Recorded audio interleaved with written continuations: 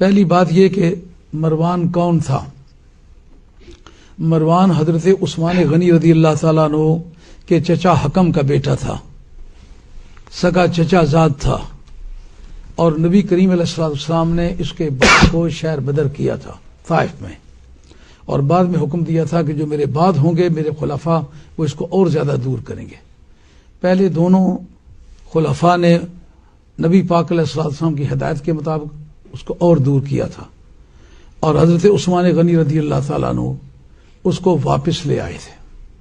علامہ بدر الدین عینی آپ کی کتاب عمدۃ القاری شرح بخاری، اس کے اندر جس وقت کے حضرت عبد الرحمن ابن عوف رضی اللہ تعالیٰ عنہ کو ان کی طرف سے کوئی تھریٹ ملا تو جناب سیدہ عائشہ رضی اللہ تعالیٰ عنہ کہنے لگی، آپ کا ارشاد مبارک ہے کہ یہ شجرہ خبیثہ جو قرآن مجید میں آیا ہے نا، یہ مروان اور مروان کا باپ اس سے مراد ہے، یہ خبیث ابن خبیث ابن خبیث۔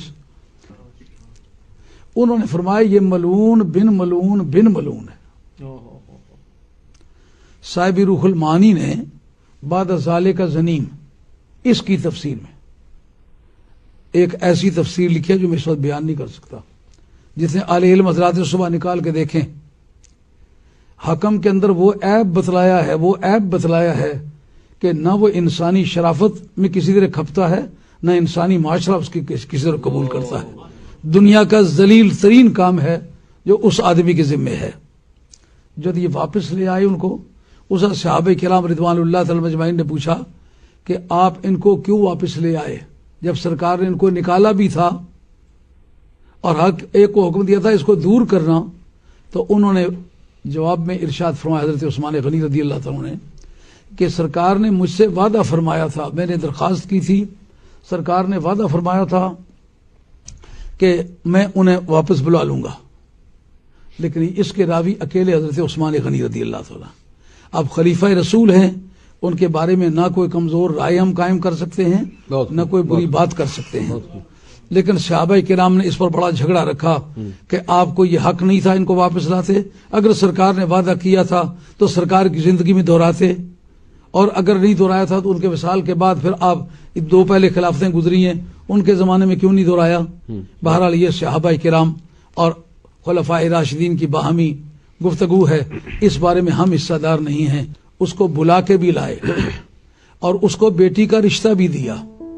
اس کے بعد علامہ بدر الدین عینی نے اس بات کا ذکر کیا کہ جو باغ فدق نبی کریم علیہ الصلوۃ والسلام کے حوالے سے جناب سیدہ خاتون جنت نے مانگا تھا، مولا مرتضیٰ ان کے ساتھ تھے، ان کو کہا گیا تھا کہ اسلامک لا کی رولنگ یہ ہے۔ اس پر بھی محدثین کو کافی اختلاف ہوا کہ رولنگ کا سب سے بڑا جاننے والا تو حضرت علی مرتضیٰ ہے، قانون وراثت کے تو سارے فیصلے وہ کرتے رہے ہیں، ان کو کیوں پتہ نہیں؟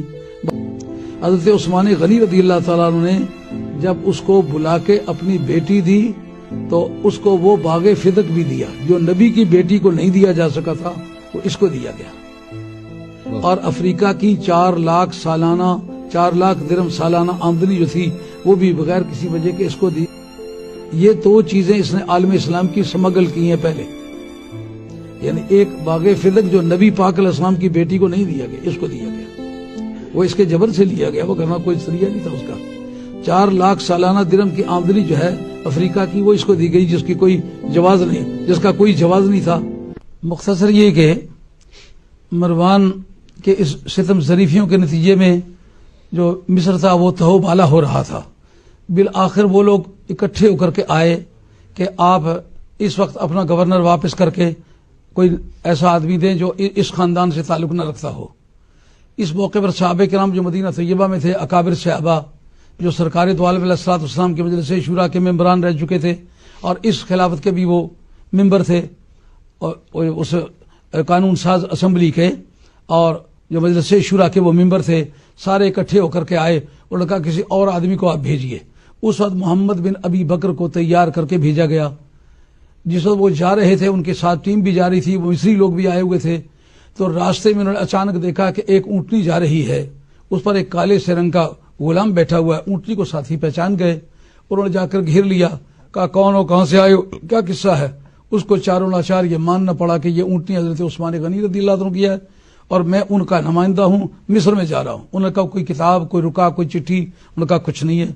آخر جب انہوں نے اس سے اس کو اتار لیا، اس کے سامان کی تلاشی لی اور اس کے ایک کوزے سے ایک خط نکلا جو چمڑے کا کوزہ تھا۔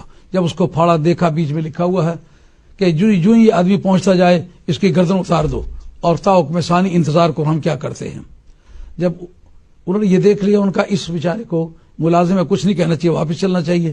جب واپس آئے، حضرت عثمان غنی رضی اللہ عنہ کی ذات پاک سے ان کی ملاقات ہوئی تو آپ تو ایک خدا پرست انسان تھے۔ ان کا اونٹنی میری ہے، یہ مور جو لگی ہوئی یہ میری ہے، یہ خط میرا نہیں ہے۔ جب تحقیق کیا تو خط مروان کا نکلا۔ اب وہ کہنے لگے مروان کو ہمارے حوالے کریں۔ اتنے میں مروان بھاگ گیا۔ اب وہی آدمی آپ کے شہادت کا سبب بنا۔ اس کی تفصیلات کتنی بھی لمبی ہیں، مگر سبب یہ ہوا جس آدمی نے حضرت عثمان غنی رضی اللہ عنہ کا داماد بن کے، چچا زاد بن کر کے آپ کے معاملات میں اتنی خیانت کی ہے، اس کے پیچھے نماز کی کیا بحث ہے؟ مروان وہ پہلا آدمی ہے جو جناب حیدر کرار کو صبح شام تبرہ بھیجا کرتا تھا۔ اب اس کا کیا یہ سمجھوتا ہوگا؟ اور یہ بھی تو ہسٹری ہے جو پیچھے پڑنے کا ثبوت لاتے ہو۔ جھوٹی بوٹی باتیں تم نے اس لیے تلاش کی ہیں تاکہ لوگوں کو ہم پابند کریں کہ امام حسن یا امام حسین جس کی پیچھے نماز پڑھتے رہے، جو علی کو تبرہ بھیجے حسن و حسین اس کے پیچھے نماز پڑھنے والے ہیں۔ شرم کی بات ہے کہ نہیں؟ یہ آدمی جو تھا، یہ آدمی حضرت حیدر کرار کے بارے میں نفرت کا دائی تھا، اور یہ بات جو کہا ہے نا وہ خبیث ابن خبیث ہے، یہ مستدرک کے اندر یہ حدیث موجود ہے جو حضرت سیدہ عائشہ رضی اللہ عنہ کہتی ہیں کہ اس کے بارے میں اس وقت جس وقت یہ یزید کو خلیفہ بنایا جانے لگا تو امیدوار تھے حضرت عبد الرحمن ابن ابی بکر، تو ان کو ان کی یہ پریشانی پیش آئی، آمنے سامنے آئے۔ انہوں نے کہا کہ تم نے یزید کو خلیفہ بنایا، یہ ایسا بدترین آدمی ہے جس کا کوئی زندگی کا ایک کام بچپنے سے لے کر اس وقت تک مسلمان والا نہیں ہے۔ انہوں نے کہا تم نہیں ہو جن کے بارے میں قرآن مجید کی آیت مذمت کے طور پر آئی ہے اف لکما، تو تم اپنے والدین کی نافرمانی کرتے ہو، بے ادبی کرتے ہو۔ ان کا یہ میرے بارے میں نہیں آئی، غلطی پر ہو۔ انہوں نے جناب سیدہ عائشہ رضی اللہ عنہ سے جا کے ذکر کیا تو سیدہ عائشہ جواب میں کہتی ہیں یہ تمہیں کس طرح کہہ سکتا ہے کہ تمہاری مذمت میں یہ آیت آئی ہے؟ یہ تو وہ شخص ہے جس کے باپ کو بھی ملعون کہا گیا ہے، جس کے بیٹے کو بھی ملعون کہا گیا ہے، شجرہ ملعونہ۔